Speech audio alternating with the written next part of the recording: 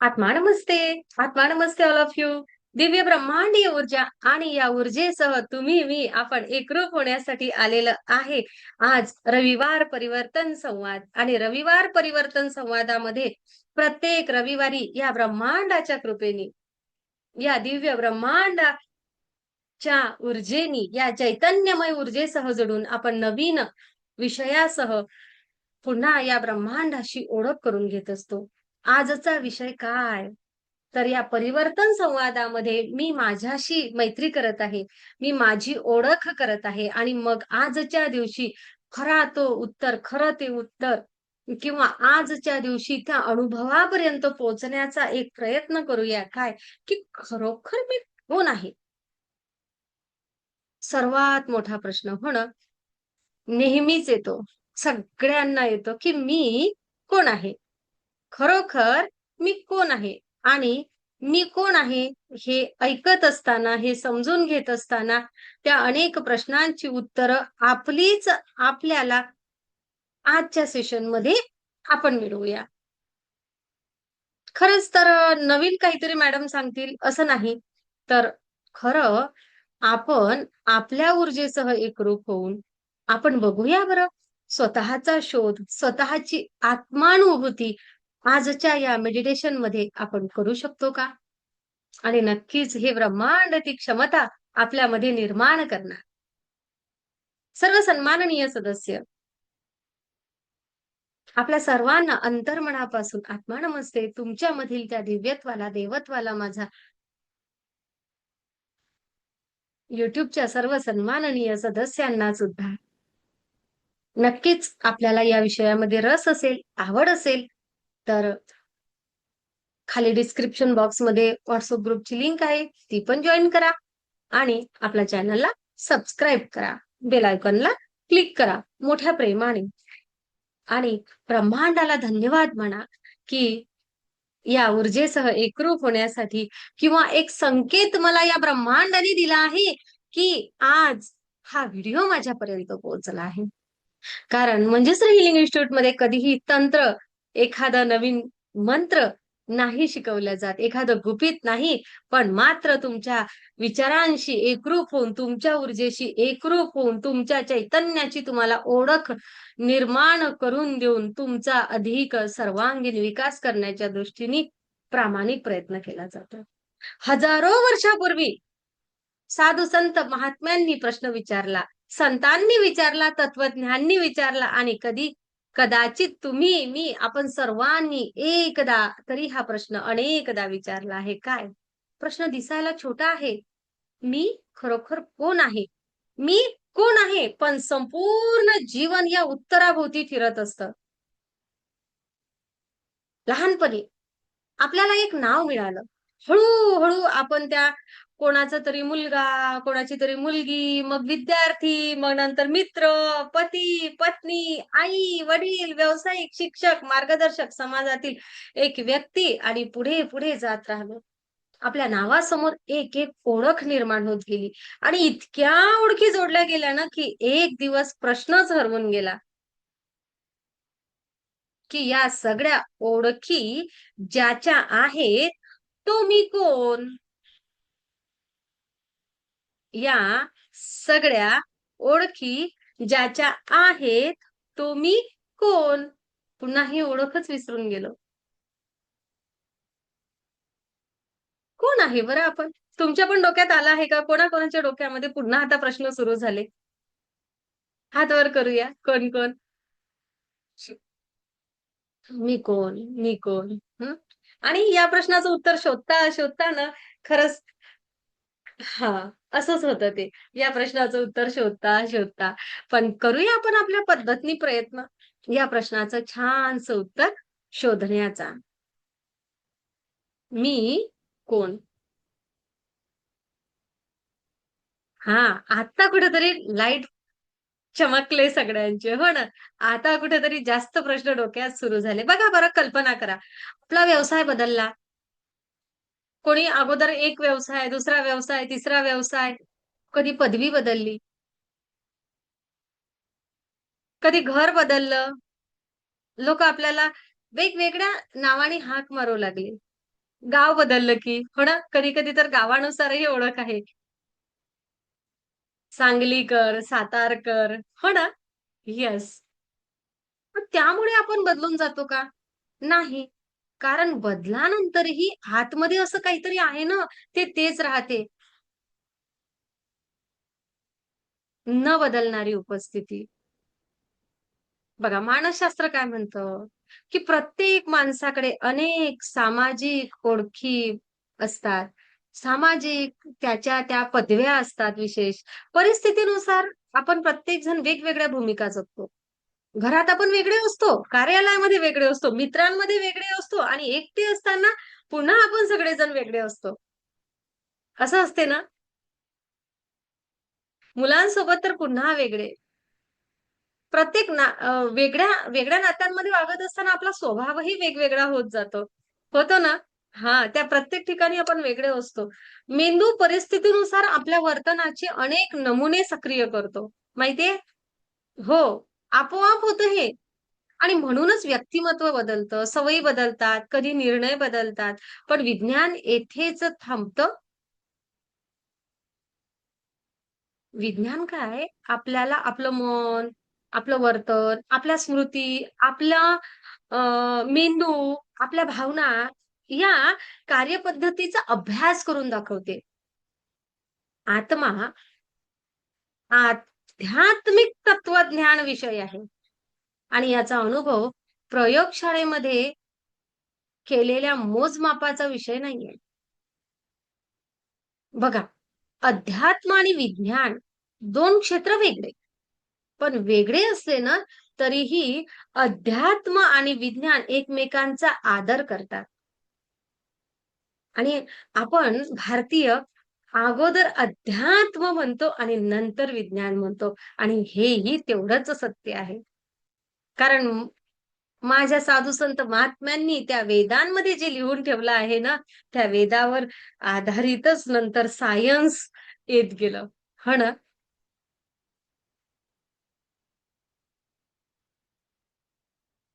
एक विज्ञान बाह्य निरीक्षण करतं आणि अध्यात्म अंतर्मुख अनुभवाचा शोध घेतो. आणि म्हणूनच आपलं ऋषी-मुनी, महात्म्यांनी एक प्रश्न वेगळ्या प्रकारे विचारला. "तुझं नाव काय?" हा प्रश्न नव्हता. "तुझा व्यवसाय काय?" हाही प्रश्न नव्हता. त्यांचा प्रश्न होता, "तू कोण आहेस? तू कोण आहेस?" आणि बघा बरं, हा प्रश्न काही माहिती मिळवण्याचा नाही, तर हा प्रश्न आहे अनुभवाचा.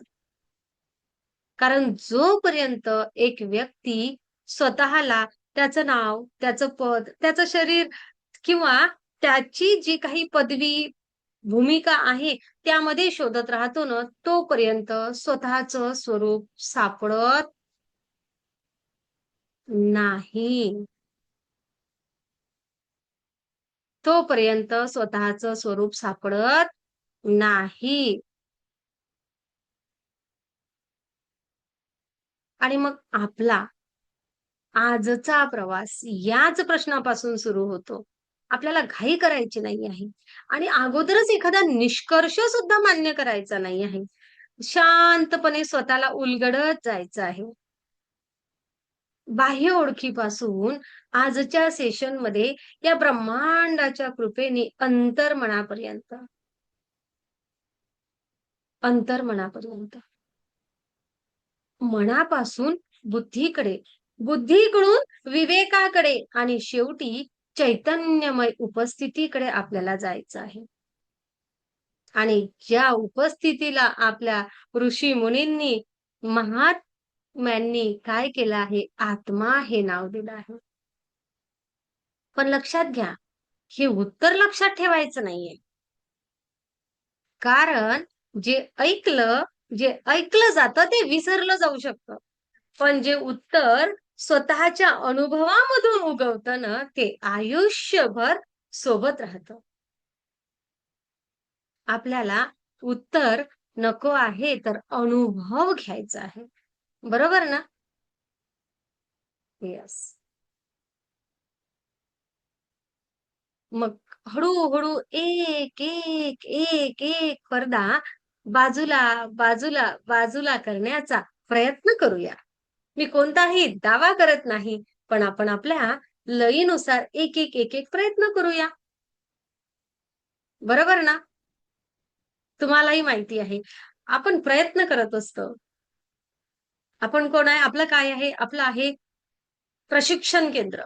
आणि प्रशिक्षण केंद्रामध्ये काय असतं ना, एका-एका गोष्टीचं प्रशिक्षण दिलं जातं आणि प्रशिक्षणानंतर आपण स्वतः हळू-हळू, हळू काय होतो? परफेक्ट होतो त्या गोष्टींमध्ये. आहे ना? येस. नक्कीच. आपल्याला त्या पडदे आता उलगडायचे आहेत आणि मी ज्या ओळखी मी जगत आहे, त्या ओळखी आणि मी म्हणजे काय फरक आहे बरं? हेही आपल्याला बघायचं आहे. बघा आणि या प्रश्नाचं उत्तर शोधायचं, तर आपल्याला काही गैरसमज दूर करावे लागतील. आणि आपल्या जीवनामधला सगळ्यात मोठा गैरसमज काय आहे माहितीये का? जे माझ्याकडे आहे, जे माझ्याकडे आहे, तेच मी आहे. आपण काय म्हणतो? माझं नाव, माझं घर, माझं कुटुंब, माझा व्यवसाय, एक-एक गोष्ट लक्षात येते. हा माझं, माझं आणि एक छान हे आहे काय गं भजन आहे. माझं म्हणता म्हणता हे सारं नाशिवंत आहे ना तुकडोजी महाराजांचं. हो ना? हं. तर मग हे माझं, माझं, माझं, माझं जे सगळं काही आपण म्हणत असतो, हे सगळं खरंच माझं आहे का? आणि ही प्रत्येक वेळी माझा हा जो शब्द वापरतो आणि जिथे माझं आहे, तेथे मी वेगळाच असला पाहिजे. माझं वेगळं आणि मी वेगळा. कारण मालक आणि मालकीची वस्तू एक असू शकते का? हे घर माझं, हे शरीर माझं. मग माझं आहे, हे शरीर माझं. बरोबर? शरीर माझं. मग माझं आहे म्हणजे मी नाही. शब्दामधला फरक समजला? जसं की घर माझं आहे. ओके. हा मोबाईल माझा. मोबाईल माझा. ऐका हां. कन्फ्यूज नाही व्हायचं. आता बघा छोटीशी गोष्ट आहे. काय? आपण काय म्हणतो आहे, हे माझं, ते माझं, ते माझं. बरोबर ना? माझं शरीर, माझं कुटुंब, माझा व्यवसाय सगळ्या गोष्टी हा माझं वापरतो. मग मी वेगळा आणि माझं वेगळं आहे का? परत बघा. मोबाईल, हा मोबाईल माझा. म्हणजे मोबाईल म्हणजे मी आहे का? नाही. घर माझं. म्हणजे घर म्हणजे मी आहे का? नाही. मग मी म्हणते, की मी म्हणजे जर शरीर, तर शरीर मी म्हणजे जर शरीर नाही ना. मी काय म्हणते, माझं शरीर. असं म्हणतो ना आपण संगीताताई, माझं शरीर. हात कोणाचा? माझा. बरोबर? डोकं कोणाचं? माझं. शरीर कोणाचं? माझं. म्हणजे हे शरीर म्हणजे मी आहे का? तर नाही. मग प्रश्न उभा राहतो, जर शरीर माझं असेल, तर पुन्हा मी कोण? याचा अर्थ शरीर महत्वाचं नाही का? तर असं अजिबात नाही. शरीर महत्वाचंच आहे. आपलं शास्त्र, तत्वज्ञान शरीराचा अवमान करत नाही. उलट श्री संत ज्ञानेश्वर महाराज म्हणतात, की शरीर हे साधनेचं मंदिर आहे. आपल्याला घर एक मंदिर समजते, पण हे शरीर एक मंदिर हे समजत नाही. तर आज संत ज्ञानेश्वरांनी जे सांगितलं, ते पण ऐकूया. काय? की हे शरीर साधनेचं मंदिर आहे. साधना करण्यासाठी हे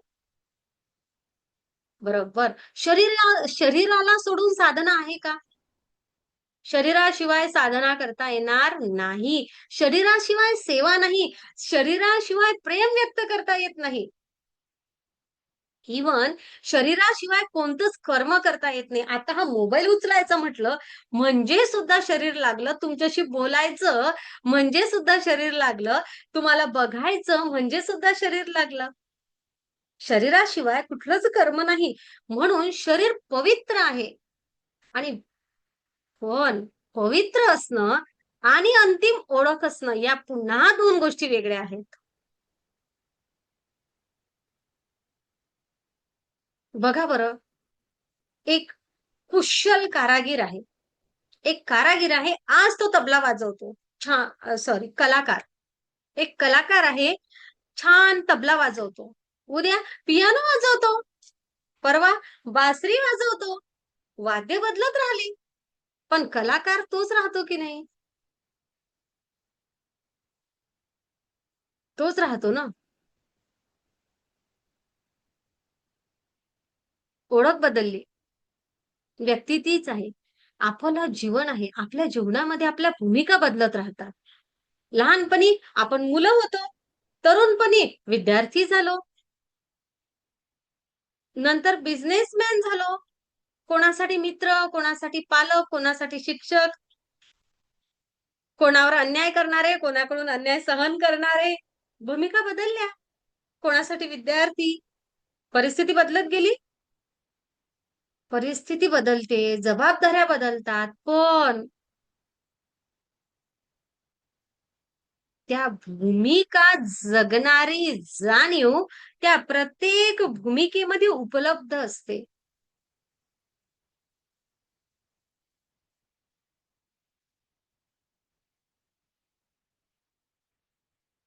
बघा, श्रीमद भागवत गीतेमध्ये श्रीकृष्ण भगवंतांनी अर्जुनाला युद्धभूमीवर उभं राहून सांगितलं होतं. श्रीकृष्ण भगवंत युद्धभूमीवर अर्जुनाला उभं राहून सांगतात, तुझं कर्तव्य कर. पण स्वतःला एका भूमिकेपुरतं मर्यादित समजू नको. कारण भूमिका आवश्यक आहे.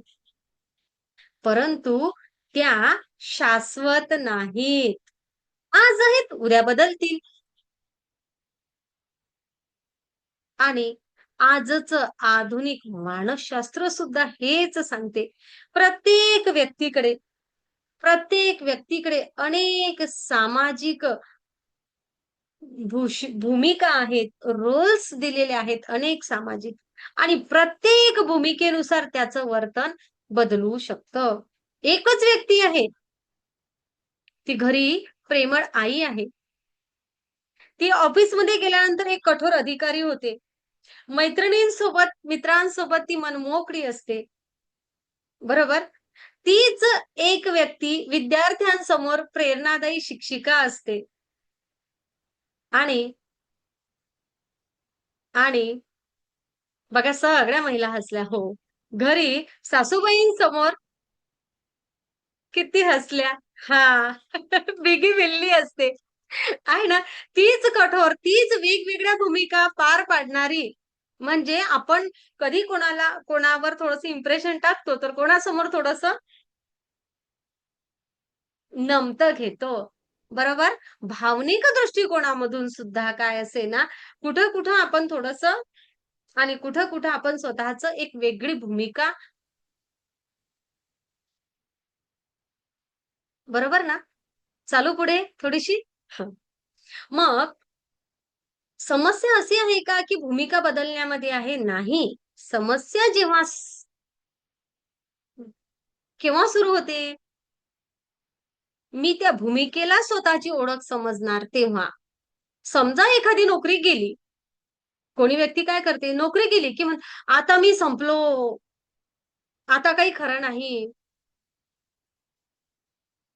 नोकरी म्हणजे ओळख आहे का एक? नाही.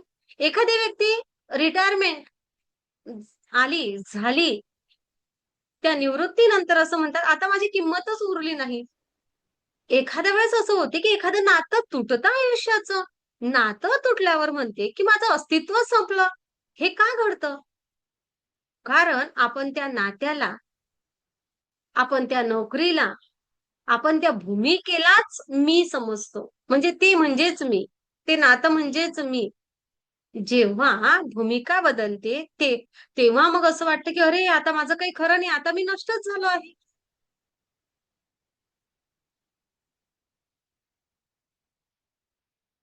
समजा उद्या तुमचं नाव बदललं, तरी तुम्ही तेच असाल ना, की तेच असाल जे आज आहात. नाव बदललं तरी तेच असाल. महिला मंडळ आपण नाव बदलून आलो, पण तरी तेच आहोत ना. बदललं ना आपलं सगळ्यांचं नाव जवळ-जवळ. माहेरी वेगळं नाव होतं, सासरी आल्यानंतर नाव बदललं, भूमिका बदलली. बरोबर? पण नाव बदललं, भूमिका बदलली, पण आपण तेच आहोत ना, जे होतो. उद्या व्यवसाय बदलला तरी आपण तेच असणार का? हो. किंवा आज आपले काळे केस आहे, उद्या पांढरे केस आहे, चेहऱ्यावर सुरकुते आहेत, तरी आपण तसंच वाटेल का, की आपण तेच आहे? हो. म्हणजेच आपल्याला अगोदरच माहिती आहे, की मी आहे. की ह्या बदलणाऱ्या ज्या गोष्टी आहेत, ह्या गोष्टी आणि मी, आम्ही दोघं वेगवेगळे आहे, हे आपल्याला माहिती आहे. आणि म्हणून आता पहिला एक पॉइंट लक्षात ठेवूया आपण काय, की माझं नाव ही माझी ओळख आहे. पण माझं अस्तित्व नाही. माझं शरीर माझं साधन आहे. पण हे शरीर माझं संपूर्ण स्वरूप नाही. ही भूमिका माझं कर्तव्य आहे. पण ही भूमिका माझी अंतिम ओळख नाही. मग पुन्हा प्रश्न उरतो, जर मी नाव नाही, जर मी शरीर नाही, जर मी भूमिका नाही, तर मग माझ्या हात नेमकं काय आहे?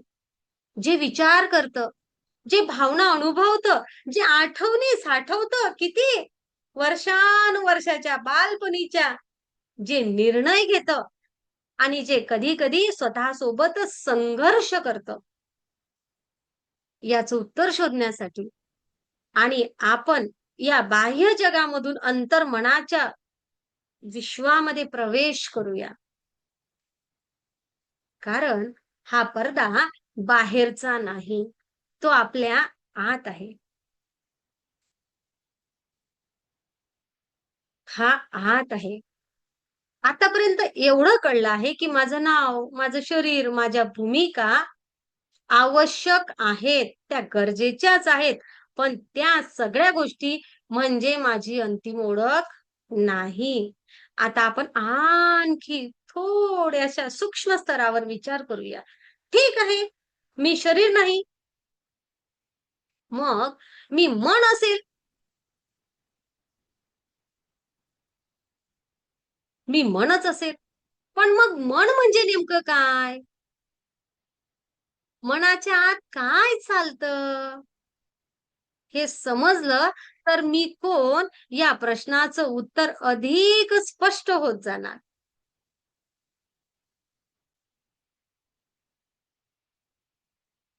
मी कोण या प्रश्नाचं उत्तर परत समजलं तर अधिक अधिक स्पष्टतेकडे छान आपण जाणार.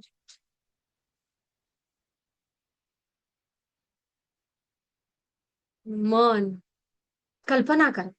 आपण एखाद्या शांत तलावाच्या काठी उभी आहे आणि तलावाचं पाणी कधी पूर्ण शांत असतं, तर कधी वाऱ्यामुळे त्यावर तरंग उठतात. पाणी तेच, पण बदललं काय? तर त्याची अवस्था. आपलं मनही तसंच आहे. कधी शांत, कधी अस्वस्थ, कधी आनंदी, कधी दुःखी. आता 2 मिनिटापूर्वी थोडं टेन्शन होतं. 2 मिनिटामध्ये एकदम फ्रेश. काय बदललं? मनाची अवस्था. कधी धैर्यवान, तर कधी घाबरलेलं. मनाची अवस्था बदलत राहते. मन स्थिर नाही. आहे का कोणाचं तरी मन स्थिर? कोणाचंच नाही. मन स्थिर नाही. मन काय आहे? मन हे स्थिर नाही. अनुभवांचा सतत, सतत वाहणारा एक प्रवाह आहे मन.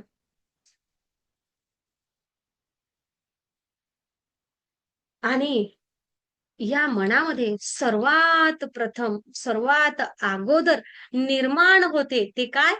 विचार. मनात उमटणारे शब्द, चित्र, कल्पना, आठवणी, शंका, योजना हे सर्व विचारांचे वेगवेगळे प्रकार आहेत. आपल्या या मेंदूमध्ये, छोट्याशा मेंदूमध्ये सतत माहितीची प्रक्रिया सुरूच असते आणि त्यामधून विचारांची निर्मिती होते. ही नैसर्गिक ज्याला आपण विज्ञान जैविक आणि मानसिक प्रवाह आहे, नैसर्गिक आहे. आणि म्हणून मग प्रत्येक विचार अंतिम सत्य असतोच असं नाही. आपण मागच्या पण सेशनमध्ये पाहिलं. आपण परत मागच्या सेशनमध्ये पाहिलो. विचार येतात, थांबतात, निघून जातात. पुन्हा विचारानंतर भावना. मग एखाद्याला विचारलं, की त्या एखाद्या विचाराला अर्थ मिळतो किंवा जेव्हा भावना जन्माला येते. कोणीतरी कौतुक केलं, आनंद होतो. कोणीतरी अपमान केला, दुःख, राग निर्माण होतो. एकच घटना, 2 वेगवेगळ्या व्यक्ती. बघा, 2 वेगवेगळ्या भावना. बरोबर? एखाद्याला कौतुक केलं, की असं वाटू शकते, हां, कौतुक आहे ना, काहीतरी गरज आहे म्हणून केली. होतं कधी-कधी असं अलकाताई? हो सकता है. आता माझं कौतुक आहे ना, गरजेनुसार सुरू आहे. तेच शिप्राला वाटेल, की कौतुक आहे ना, वाह! Thank you. एक व्यक्ती 2 भावना येऊ शकतात. 2 वेगवेगळ्या व्यक्तीला एकाच वाक्यामधून 2 भावना येऊ शकतात? येऊ शकतात. मग भावना बाहेरच्या घटनावर अवलंबून नसतात, तर त्या तुझ्या माझ्या अर्थ लावण्यावरही अवलंबून असतात. आणि म्हणून आधुनिक मानसशास्त्र जे आहे ना, स्पष्टपणे सांगतं,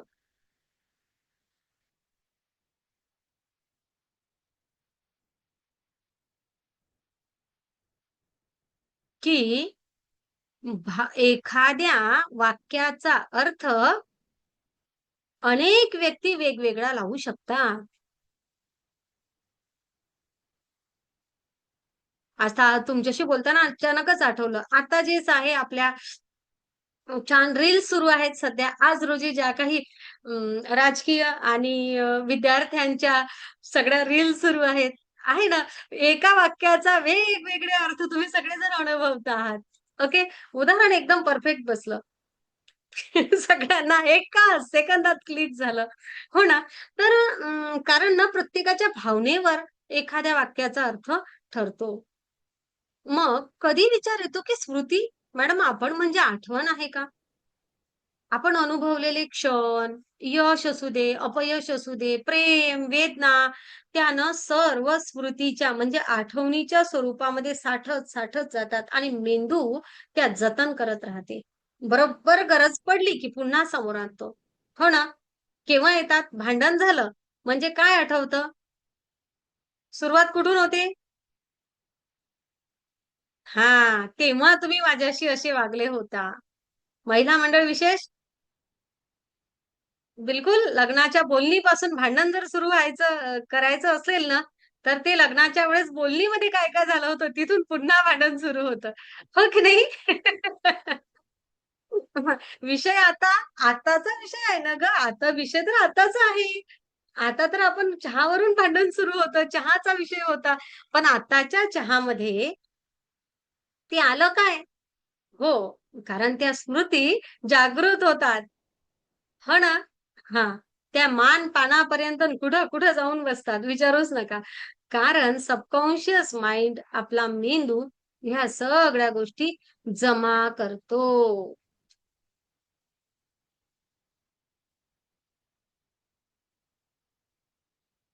सगळ्यांकडेच असं होते. जवळ-जवळ सगळ्यांकडे. फार काही विशेष नाही. ज्याच्याकडे होते त्यांनी काही टेन्शन घेऊ नका. ओके. कारण ह्याचा अर्थ आपली स्मरणशक्ती एकदम दांडगी आहे. शाबासकी देऊया स्वतःला. हो ना. फक्त कधी-कधी काय होते ना, कामाच्या गोष्टी आठवत नाही आणि भांडणाच्याच आठवतात फक्त. वस्तू कुठे ठेवली ती नाही आठवत बऱ्याच वेळा.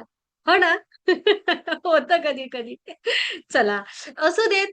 विषयांतर नको. गरज पडली, की आपला मेंदू काय करतो ना, सगळ्या गोष्टी समोर आणतो. पण ह्या स्मृती आपल्याला गरजेच्या आहेत का? फक्त गरजेच्याच नाही, तर अत्यंत उपयुक्त आहे. केव्हा कुठल्या गोष्टीचा कसा उपयोग करायचा यासाठी स्मृती प्रत्येकाला गरजेच्या आहेत. जरीही हसण्याचा भाग झाला, तरीही एखादी गोष्ट आठवली नाही ना, की मग समजते की स्मृतीचं महत्त्व काय. बरोबर ना? स्मृतिभ्रंश झालेल्या लोकांना विचारा, की मागचा 1 तास जर आठवला नाही ना, तर नेमकं काय घडतं तर.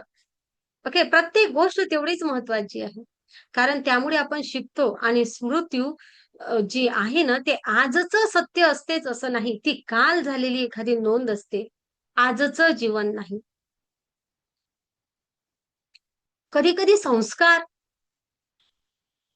संस्कार म्हणजे बऱ्याच वेळा आपण म्हणतो माझ्यावर असे संस्कार नाहीच झालेले. आमच्यावर नाही झाले असे संस्कार. आपण म्हणतो ना बोलता-बोलता, मग संस्कार म्हणजे मी आहे का? माझ्यावर जे संस्कार झालेले आहेत, हे म्हणजे मी आहे का? आपला अनुभव, आपलं संगोपन कसं झालं, आपलं शिक्षण कसं झालं, पुन्हा समाजाने आपल्यावर पुन्हा-पुन्हा केलेल्या कृतींनी म्हणा, समाजाने केल्या काही, काही आपण पुन्हा-पुन्हा काही कृती झाल्या आपल्याकडून, त्यामुळे मनावर उमटलेले फोल्ट असे, की मी असं आहे, मी शांत आहे. मी ठरलं आहे ना, मी शांत आहे, म्हणून मग मी गडबड करणार नाही किंवा मी वेगळं वागणार नाही. मी प्रामाणिक आहे, तर मी अप्रामाणिक वागणार नाही. मग ते म्हणजे मी आहे का? नाही. ते आपल्या प्रक्रिया घडवतात. आपण एक काही गोष्ट सहज करतो, काही गोष्टींना सहजपणे घाबरतो, काही गोष्टीकडे आकर्षित होतो. यामागे अनेक वेळा संस्कार कार्यरत असतात आणि संस्कार म्हणजे नियती नाही. संस्कार सुद्धा बदलू शकतात आणि म्हणूनच माणूस बदलतो. आपण म्हणतो ना, तुम्ही पहिले असे नव्हते, तुम्ही पहिले असे नव्हते. माणूस बदलतो. मग पुन्हा आपण एका शब्दाकडे येऊया. काय? ज्याचा अनेकदा गैरसमज होतो. कसा? अहंकार. अहंकार म्हणजे फक्त गर्व नाही बरं काय. शास्त्रांमध्ये ज्याला भारतीय तत्वज्ञान म्हटलं जातं, यामध्ये अहंकाराचा मूळ अर्थ आहे, की मीपणाची जाणीव. आपण म्हणतो ना, मी, अहं, मी विसरला की मग समजते तो मी मला मागे टाकतो. असं म्हणतो ना आपण बऱ्याच वेळा. पण तत्वज्ञानामध्ये मीपणाची जाणीव म्हणजे ही ओळख निर्माण करणारी शक्ती आहे. आणि हीच शक्ती म्हणते काय? म्हणजे मी याचा अर्थ इथं मी म्हणजे अहंकार म्हणून वापरत नाही. तर अहंकार म्हणजे फक्त गर्वच नाही. तर याचा मूळ अर्थ असा सुद्धा आहे तत्वज्ञानामध्ये, की मीपणाची जाणीव असणं. ही ओळख निर्माण करणारी शक्ती आणि ही शक्ती म्हणजे मी शिक्षक आहे, मी आई आहे, मी वडील आहे, मी यशस्वी आहे, मी अयशस्वी आहे, अ, मी काय म्हणूया, मी धैर्यवान आहे, अनेक सगळ्या गोष्टी आहे ना. तर ही ओळख व्यवहारासाठी आवश्यक आहे. मी श्रीमंत आहे, ही ओळख व्यवहारासाठी आवश्यक आहे. जर अहंकार अजिबातच नसता, तर आपण स्वतःचं नावही सांगू शकलो नसतो, की मी कोण आहे. बरोबर ना? म्हणून अहंकार शत्रू नाही. परंतु जेव्हा तो स्वतःलाच अंतिम समजू लागतो, तेव्हा दुःखाची सुरुवात होते. कारण मग ते प्रत्येक गोष्ट स्वतःभोवती फिरवू लागते. अनेकदा लोक त्याचं व्यक्तिमत्व खूप छान आहे म्हणतात. तो राजबिंड आहे. तो खूप छान बोलतो. त्याचे विचार खूप छान. लक्षात घ्या, व्यक्तिमत्व म्हणजे सुद्धा मी नाही. माझी विचार करण्याची, माझी भावना व्यक्त करण्याची, माझी वागण्याची, संवाद साधण्याची, जगाशी संबंध ठेवण्याची ती एक विशिष्ट शैली आहे. त्या व्यक्तीचं व्यक्तिमत्व खूप छान आहे. त्यांचा असं म्हणतात ना, त्या व्यक्तीची ती शैली आहे. जगासोबत संबंध ठेवण्याची. ते जन्मजात गुण, संस्कार, अनुभव आणि शिकलेल्या काही सवयी यांचा एकत्रित परिणामामधून ह्या सगळ्या गोष्टी घडतात आणि व्यक्तिमत्व सुद्धा विकसित होऊ शकतं. ते अंतिम सत्य नसतं. आता कशाला? आपण ग्रँडमास्टरच. अनेकदा आपण स्वतःच्या व्यक्तिमत्वामध्ये खूप विकास केला ना, म्हणजे व्यक्तिमत्व बदललं ना, मग माझं व्यक्तिमत्व म्हणजे मी आहे का? पुन्हा नाही. आता पुन्हा थोडंसं आपण एकत्रित पद्धतीने थोडासा विचार करूया. मनामध्ये विचार येतात. विचारानंतर काय होते? भावना उमटतात. बरोबर? मग स्मृती साठत जातात. मग संस्कार आकार घेतो. अहंकार ओळख निर्माण करतो आणि व्यक्तिमत्व जगासमोर व्यक्त होतं. पण सर्वांचा महत्वाचा गुणधर्म काय आहे, हे सगळे बदलतात. लहानपणीचे आपले विचार वेगळे होते, आज वेगळे आहेत. भावना बदलल्या, स्मृती वाढल्या, संस्कार बदलले. व्यक्तिमत्व हळू-हळू काय होईना परिपक्व झालं. आणि अगदी मी माझ्याबद्दलची कल्पनाही बदलत गेली. लहानपणी मला काय व्हायचं होतं आणि मोठ्या झाल्यानंतर मी वेगळं काहीतरी झालो. माझ्या मीची कल्पना बदलत गेली. आणि पुन्हा महत्वाचा प्रश्न, अत्यंत महत्वाचा. हे सर्व जर बदलत असेल, मग या बदलाचा मागोवा घेणारं, या बदलांची जाणीव ठेवणारं काय आहे? मन अनुभवतं. पण मनाला दिशा कोण देतं? विचार येतात. पण कोणता विचार स्वीकारायचा आणि कोणता नाकारायचा हे कोण ठरवतं? कोण ठरवतं? भावना निर्माण होतात. पण त्यानुसार कृती करायची की नाही करायची हे कोण ठरवतं? आणि या ठिकाणी अत्यंत सुंदर, शक्तिशाली असं तत्वांकडे आपलं लक्ष वेधलं जातं. भारतीय तत्वज्ञान आणि तत्व काय म्हणतात? बुद्धी आणि विवेक. मन प्रवाह आहे आणि दिशा देणारे प्रवासी अजून समोर आलेला नाही. आणि आता त्या दिशा देणाऱ्याला बघूया. मन वढाय वढाय उभ्या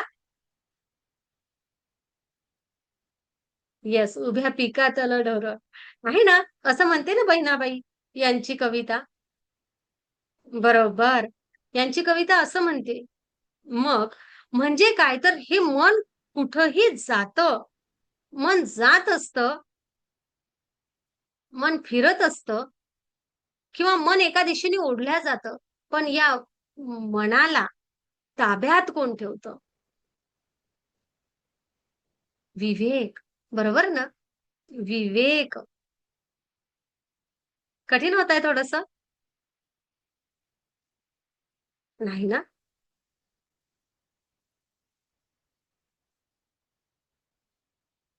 मग कसं? बघा, शरीर, मन, विचार, भावना, संस्कार, बुद्धी, विवेक या सगळ्यांना एकत्र बघूया आता. कारण या सगळ्यांना जर एकत्र आपण पाहिलं ना, तेव्हा संपूर्ण चित्र असं छान स्पष्ट होणार. आणि आपल्या ऋषीमुनींनी, आपल्या महात्म्यांनी आपल्याला छान एका उदाहरणाद्वारे हे समजावून सांगितलेलं आहे. आपल्या उपनिषदामध्ये विशेष करून हे रथ रूपक दिलेलं आहे. रथाची एक रूपक दिलेलं आहे. रूपक म्हणजे काय? तर त्याला त्या रूपामध्ये समजून सांगितलं आहे. काय म्हटलं आहे? कल्पना करा, एक छानसा असा रथ उभा आहे आणि त्या रथाला 5 बलवान घोडे जोडलेले आहेत. या रथांना लगाम आहे आणि हा लगाम एका कुशल सारथीच्या हातात आहे आणि या रथात एक प्रवासी पण बसलेला आहे. हे चित्र या आपल्या आयुष्यासोबत आपण जोडूया. समजलं चित्र? रथ आहे. रथाला 5 घोडे जोडलेले आहेत. घो बरोबर? लगाम आहे आणि लगाम सारथीच्या हातामध्ये आहे आणि त्या रथामध्ये एक प्रवासी सुद्धा बसलेले आहेत. मग आता त्यांनी असं रूप दिलं आहे, की हे रथ म्हणजे हे शरीर आणि या शरीरामधून आपण चालतो, बोलतो, कार्य करतो, प्रेम व्यक्त करतो, सेवा करतो. शरीराशिवाय जीवन व्यक्त होऊ शकत नाही आणि म्हणून शरीराचं जतन करणं ही सुद्धा एक साधना आहे. म्हणून माझ्या शरीराची मी काळजी घेतो का? प्रश्न विचारूया स्वतःला. कारण या शरीराचं जतन करणं ही सुद्धा एक साधना आहे. हे घोडे, किती घोडे सांगितले? माझे पंचेंद्रिय, माझे इंद्रिय, माझे डोळे, कान, नाक, जीभ, त्वचा काय जी आपल्याला या जगाशी जोडते. या जगातील प्रत्येक अनुभव प्रथम इंद्रियांच्या दारामधून आत प्रवास करतो. घोडे शक्तिशाली असले तर प्रवास वेगवान होतो. पण दिशा नसेल तर तोच वेग अपघाताचं कारण ठरतं. बरोबर ना? मग म्हणजे लगाम. लगाम म्हणजे काय तर मन. इंद्रियांनी जे अनुभव आणले, काय इच्छा, आकर्षण, भीती, आनंद, दुःख ह्या सर्वांना मन स्पर्श करतं. मन अस्थिर असू शकतं, मन शांतही असू शकतं आणि म्हणून मनाला गरज कशाची आहे? प्रशिक्षणाची गरज आहे. आणि मग यासाठी सारथी कोण आहे? ज्याच्या हातात लगाम आहे म्हणजे बुद्धी. सारथीचा प्रश्न आहे, कोणता मार्ग योग्य आहे? तो घोड्यावर रागवत नाही. तो त्यांना योग्य दिशा देतो. सेम बुद्धीचंही तेच काम आहे. काय? ती मनाला नाकारत नाही, पण त्याला योग्य दिशा देते. आणि आता सगळ्यात महत्वाचं कोण? तर रथामध्ये बसलेली प्रवासी व्यक्ती कोण? मग आपल्या महात्म्यांनी उपनिषदामध्ये दिलं आहे उत्तर, की तो म्हणजे आत्मा. याचा अर्थ काय? आत्मा रथ चालवत नाही, आत्मा घोड्यांशी संघर्ष करत नाही, पण तो या संपूर्ण जीवन प्रवासाचा साक्षी आहे, अनुभव करता आहे आणि ज्याच्यासाठी हा प्रवास घडत आहे, तो आहे. कधी खाच खळगे आले, तरी ते याच्याच साठी कारण या प्रवाशाला त्याच्या गंतव्यस्थानापर्यंत, त्याच्या योग्य ठिकाणापर्यंत पोहोचवण्यासाठी हा रथ आहे.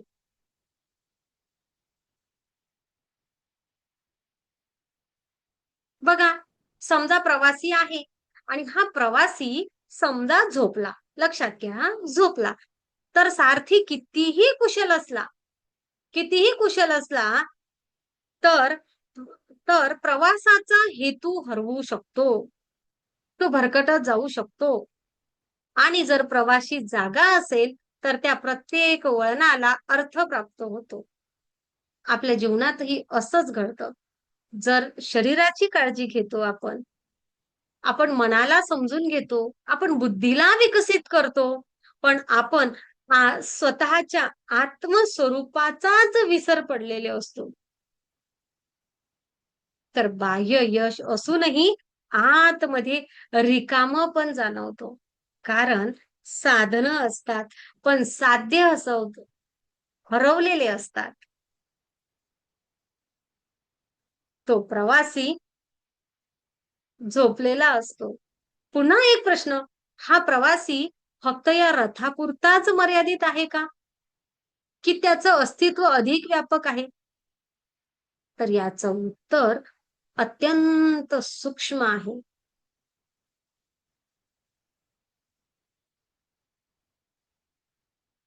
ऋषीमुनी म्हणतात, अयम आत्मा ब्रह्म आणि दुसऱ्या ठिकाणी म्हणतात तत्वमसी. या दोन वाक्याचा अर्थ शब्दशः समजून घेण्यापेक्षा त्यांचा भाव समजून घेऊया. ते सांगतात की तुझ्या आतलं चैतन्य आणि या विश्वाला धारण करणारं चैतन्य हे मुळात परस्पर विरोधी नाही, हे एकच आहे. बघा, समजा उदाहरण सांगते, समुद्र आहे. समुद्रावर असंख्य लाटा उठतात आणि लाटेचा आकार वेगवेगळा असतो, वेगवेगळी असते, दिशाही अनेकदा वेगवेगळी असते, पण सर्वांचं पाणी जागृत आहात तुम्ही याचा अर्थ एकच असतं. बरोबर ना? एकच असतं. लाट स्वतःला फक्त तिच्या आकारापुरती ओळखते, तोपर्यंत तिला भीती वाटते. कारण प्रत्येक लाट किनाऱ्याजवळ जाऊन विरघळते. पण ज्या क्षणी तिला कळतं ना, की मी लाट नाही, मी या समुद्राचाच एक आविष्कार आहे. त्या क्षणी तिची भीती विरघळून जाते. तुम्ही, मी, आपणही असंच आहे. असंच जगतो. आपण स्वतःला शरीर म्हणून पाहतो. भूमिका म्हणून पाहतो, मन म्हणून पाहतो, म्हणून बदलांची भीती वाटते. जेव्हा आपण स्वतःला चैतन्यमय आत्मा म्हणून अनुभवू लागतो, तेव्हा जीवनाकडे पाहण्याची दृष्टी बदलू लागते. आपल्या साधना मार्गामध्ये सर्वव्यापी, कल्याणकारी विश्व चैतन्याचा अनुभव आला. दिव्य ब्रह्मांडीय ऊर्जा असं म्हणतो. आपण ज्या प्रकारे साधना करतो, सख्यांनो, दादांनो, या आपल्या साधना मार्गामध्ये या सर्वव्यापी, सर्व कल्याणकारी विश्व चैतन्याच्या या अनुभवाला आपण काय म्हणतो? दिव्य ब्रह्मांडीय ऊर्जा. हा शब्द श्रद्धेचा आहे, विश्वासाचा आहे, साधनेचा आहे आणि हा शब्द अनुभवाचा आहे. येथे काही हा शब्द, या शब्दाची ऊर्जा प्रयोगशाळेमध्ये मोजता येणार नाही. आणि पुन्हा महत्वाचं, कोणावर लादण्याचा सिद्धांत सुद्धा नाही. तो स्वतः अनुभवून पाहण्याचा मार्ग आहे. जेव्हा मन शांत होतं, बुद्धी निर्मळ निर्मळ होते आणि जीवन या मूल्यांशी सुसंगत होत जातं, तेव्हा कुठलीही व्यक्ती या दिव्य ब्रह्मांडीय ऊर्जेसोबत एकरूप होऊन अधिक सुसंवादी होऊ लागते. आपण त्याला दिव्य ब्रह्मांडीय ऊर्जा रेकी म्हणतो. आपल्या परंपरेमधील ही दिव्य ब्रह्मांडीय ऊर्जा रेकी साधना याच सुसंवादाचा एक मार्ग आहे. ऊर्जा निर्माण करण्याचा नाही, तर आधीपासून अस्तित्वात असलेल्या विश्व चैतन्याशी स्वतःला पुन्हा जोडण्याचा आहे. जसं त्या लाटेला कळलं आहे, की समुद्र म्हणजेच मी आहे, पण मी त्या समुद्राचा भाग आहे.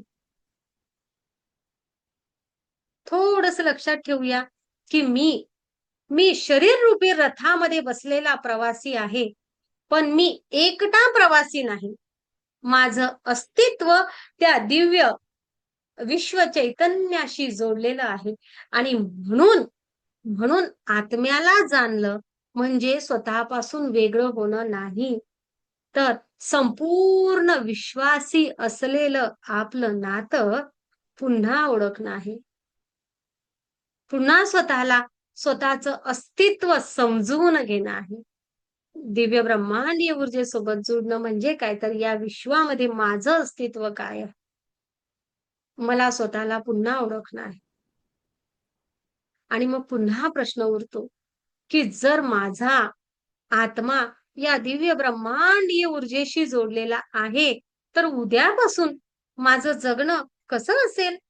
माझे विचार, माझे निर्णय, माझे नाते आणि माझे कर्म या नव्या जाणिवेमधून कसे उमलतील?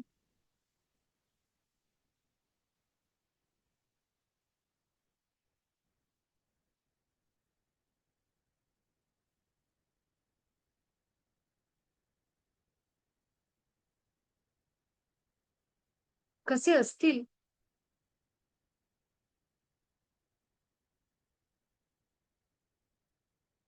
विचारूया स्वतःला. मला जसं माझं नातं हवं आहे, मला जसं मला जगायचं आहे, सुख, समाधान, आनंद, खुशी, प्रेम, यश, आरोग्य, संपन्नता, भरभराट, त्या ऊर्जेसह समृद्ध आज आहे ना, त्यापेक्षा नक्कीच उच्चस्तरीय माझं असणं, माझं वागणं, माझं बोलणं, माझे नाते जे आहे ना, माझी आर्थिकता नक्कीच उच्चस्तरीय असेल, एवढं मात्र तुम्हाला सांगते.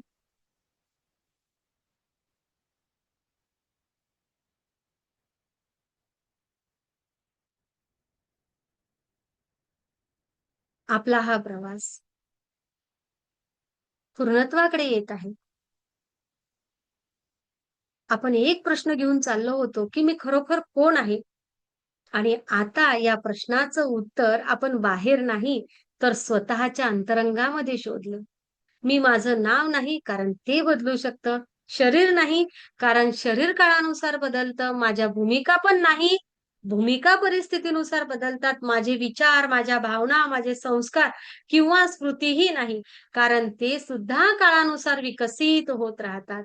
या सर्वांचा अनुभव घेणारा बुद्धी आणि विवेकाच्या सहाय्याने जीवनाला दिशा देणारा, प्रेम, करुणा आणि सत्याकडे नैसर्गिकपणे झुकणारा चैतन्यमय आत्मा तो मी आहे.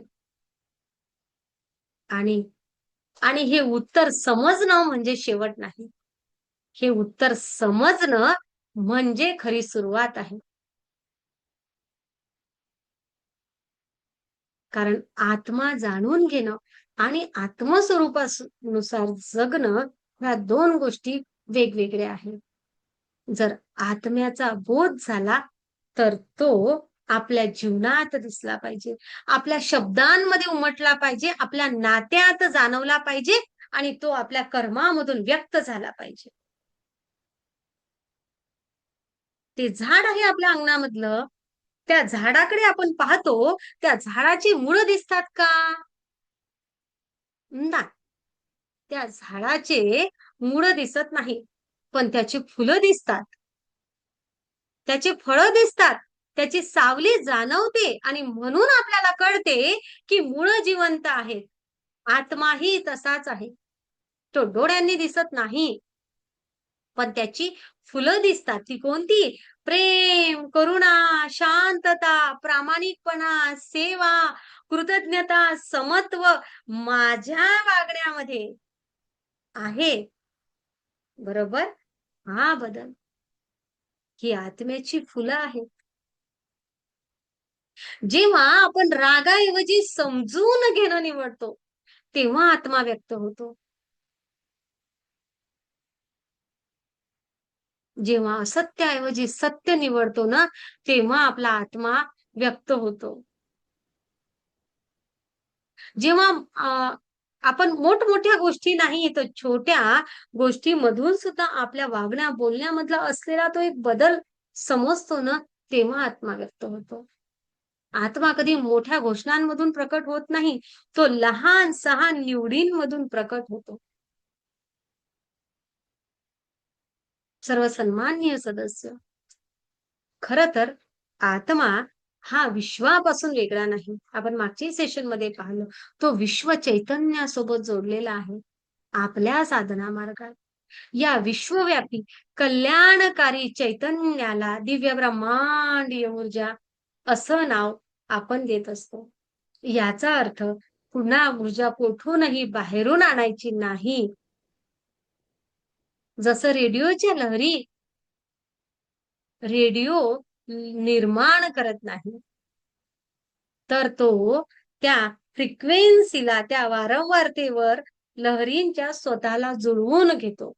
मानवी चेतना ही स्वतःला अधिक शांत, अधिक निर्मळ, अधिक सजग करत गेली, की ती या दिव्य ब्रह्मांडीय ऊर्जेशी अधिक सुसंवादी होत जाते.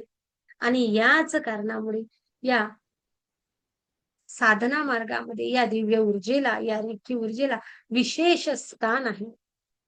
दिव्य ब्रह्मांडीय ऊर्जेसोबत जोडणं किंवा रेखी शिकणं म्हणजे स्वतःमध्ये काहीतरी निर्माण करणं नाही,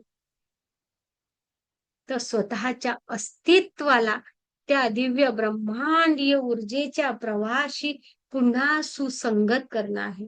आणि जेव्हा हा सुसंवाद घडतो, तेव्हा मन अधिक शांत, बुद्धी अधिक कार्यरत आणि विवेक अधिक स्पष्ट होतो. आपोआप प्रेम, प्रेम, प्रेम अधिक सहज वाहू लागतं आणि प्रत्येक साधकाची वैयक्तिक अनुभूती ही वेगवेगळी असेल. याला आलेला अनुभव त्याला येईल असं नाही किंवा माझ्याकडून तू उधार घे असं नाही. प्रत्येकाचा अनुभव वेगळा कारण प्रत्येक प्रवासी हा वेगळा. त्याला स्वतः त्याच्या प्रवासाचा अनुभव घ्यावा लागतो. आणि आजच्या सेशनमध्ये मी तुम्हाला कोणताही निष्कर्ष मान्य करा असं म्हणत नाही. पण एवढं मात्र नक्की, की अंतर्मनापासून सगळ्यांना आमंत्रण देते, की रोज स्वतःला काही क्षण द्या. या शरीराकडे सजगतेने पहा. तुमच्या मनाकडे प्रेमाने बघा. तुमच्या बुद्धीला विवेकाची साथ द्या आणि मग शांतपणे त्या दिव्य ब्रह्मांडीय ऊर्जेसोबत जोडण्याचा अनुभव घ्या. कारण ज्ञान दिशा दाखवतं. ज्ञान दिशा दाखवते, पण साधना त्या योग्य दिशेने चालायला शिकवते. किती पैसा आहे, किती बुद्धिमत्ता आहे, तिचा योग्य उपयोग साधना करायला शिकवते. आणि म्हणूनच साधनेसोबत जुडा. आयुष्याला योग्य दिशेने नेण्यासाठी दिव्य ब्रह्मांडीय ऊर्जेसोबत जुडा. नक्कीच आजचं सेशन मी पूर्ण करत आहे. पण आत्म्याचा प्रवास इथं संपत नाही. तो इथून सुरू होतो. आणि आता दिव्य ब्रह्मांडीय ऊर्जेसह जुडण्याची, या ऊर्जेच्या अनुभवाशी अंतर्मुख होण्याची ही वेळ आलेली आहे. खूप सुंदर असं ब्रह्मांडाच्या कृपेने ऊर्जावान मेडिटेशन करूया.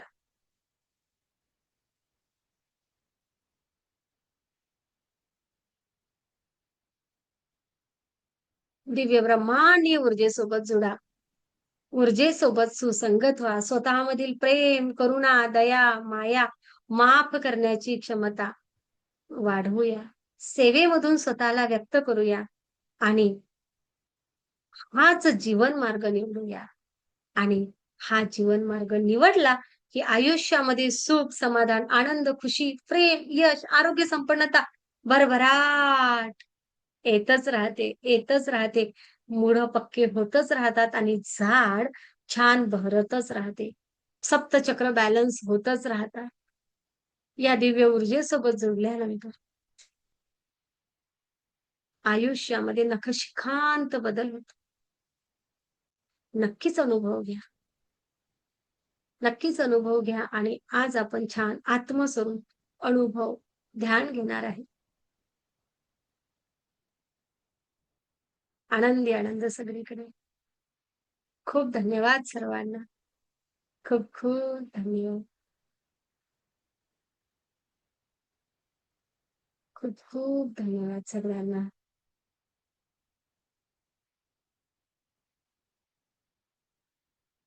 कोणाला काही प्रश्न असेल तर पटकन विचारूया आणि आजचं सेशन थांबूया. नक्कीच नवीन लोकांना अनुभव ऐकायचे आहेत, मला माहिती आहे. फक्त अनुभवासाठी आपण रेकॉर्डिंग बंद करून पुन्हा रेकॉर्डिंग सुरू करूया. काही अनुभव ऐकूया आणि त्यानंतर आपण मेडिटेशन करूया. ओके? आणि सर्व सन्माननीय सदस्य, YouTubeला सेशन बघत असलेले सदस्य मंजुश्री हिलिंग इन्स्टिट्यूट सोबत जोडण्यासाठी हा नंबर आहे. आणि फक्त WhatsAppला मेसेज करा. आपल्याला एक कम्युनिटी ग्रुपची लिंक येईल आणि खाली YouTubeच्या व्हिडिओच्या खाली डिस्क्रिप्शन बॉक्समध्ये ग्रुपची लिंक सुद्धा दिलेली आहे. तर त्यावर सुद्धा क्लिक करून आपण कम्युनिटी जॉइन करू शकता. आनंदी आनंद सर्वीकडे. नवीन बॅच या आठवड्यामध्ये 6 ऑगस्ट पासून सुरू होत आहे.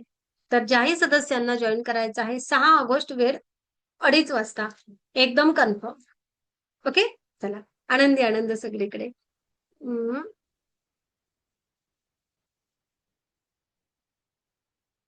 सगळ्यांचे माईक ओपन करत आहे मी.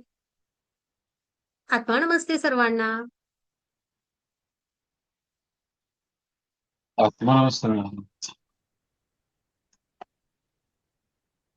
आजच्या सेशन बद्दल काही प्रश्न आहे का मनामध्ये? असेल तर नक्की विचारू शकता. मग आपण रेकॉर्डिंग. आत्ताच्या विषयाबद्दल काही प्रश्न आहे का? ओके, खूप छान. प्रश्न येत नाहीये याचा अर्थ बहुत बढिया. Thank you universe. Thank you, thank you, thank you. आत्मा नमस्ते ऑल ऑफ यू. नवीन बॅचला येणारे सदस्य नक्कीच या. आपल्या सर्वांगीण विकासासाठी दिव्य ब्रह्मांडीय ऊर्जा छान मदत करत असते. ओके? चला. आपण आता अनुभव ऐकूया.